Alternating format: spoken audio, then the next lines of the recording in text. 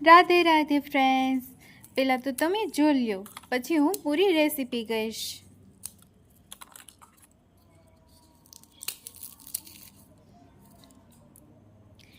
આ છે ફરાળી જીરાપુરી, એ પણ એકદમ ક્રિસ્પી અને બિસ્કિટ જેવી. બનાવવા માટે મેં અહીં 200થી 250 ગ્રામ જેટલો સ્વામિનારાયણનો ફરાળી લોટ લીધેલો છે. એમાં જીરુંને અધકચરું ખાંડી, 1 ચમચી મીઠું અને 5 થી 6 ચમચી તેલનો મોણ દેવા ઉપયોગ કરેલો છે. આ રીતે તેલનું મોણ આપવાનું છે, મુઠ્ઠી વળે એ રીતે.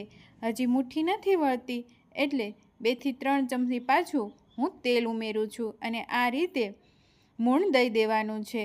મુઠ્ઠી વળી જાય એવું મોણ આપવાનું છે. હવે સરસ મજાનું મોણ અપાઈ ગયું છે તો થોડું થોડું પાણી ઉમેરીને આપણે જે ભાખરીનો લોટ બાંધીએ એવો લોટ બાંધવાનો છે.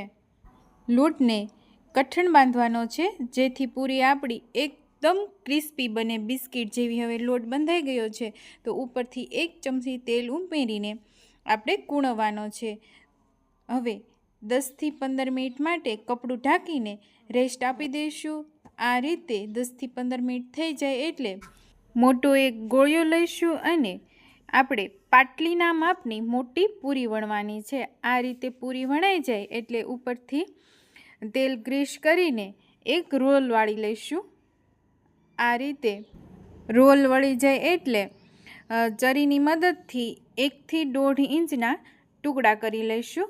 આ રીતે કરી લેવાના છે. ત્યાર પછી એક ગોળિયો લઈ અને આ રીતે રાખી દેવાનું અને હાથથી પ્રેસ કરીને હળવા હાથે પૂરી વણી લેવાની છે. વણાઈ જાય એટલે ચરીથી પૂરીમાં હોલ કરી દઈશું જેથી આપણી પૂરી ફૂલે નહીં. હવે આ રીતે બધી પૂરી વણીને તૈયાર કરી લઈએ. ત્યાર પછી જો આપણી પાસે ટાઈમ ન હોય આ રીતે પૂરી વણવાનો તો આવી રીતે મોટી પૂરી વણીને ચોરસ ટુકડા કરી લઈશું. આ રીતે ઘણીવાર કેવું બને કે આપણે નાની પૂરી વણવાનો ટાઈમ ન હોય તો આ રીતે પણ કરી શકાય. હવે મેં તેલ ગરમ કરવા મૂકી દીધું છે તો આપણે એક એક પૂરી કરીને બધી તળી લઈશું. ગેસની ફ્લેમ સ્લો રાખીશું જેથી પૂરી એકદમ ક્રિસ્પી બને. ગોલ્ડન બ્રાઉન થાય ત્યાં સુધી આપણે તળાવા દઈશું. આ રીતે ઉલટ કરીને તળી લેવાની છે. હવે આપણી ફરાળી જીરાપુરી બનીને તૈયાર થઈ ગઈ છે, એકદમ ક્રિસ્પી અને બિસ્કિટ જેવી. જો મારી અવનવી રેસીપી જોઈ હોય તો મારી ચેનલ ગામડાની મહેકને લાઈક, શેર અને સબસ્ક્રાઈબ જરૂરથી કરજો. રાધે રાધે.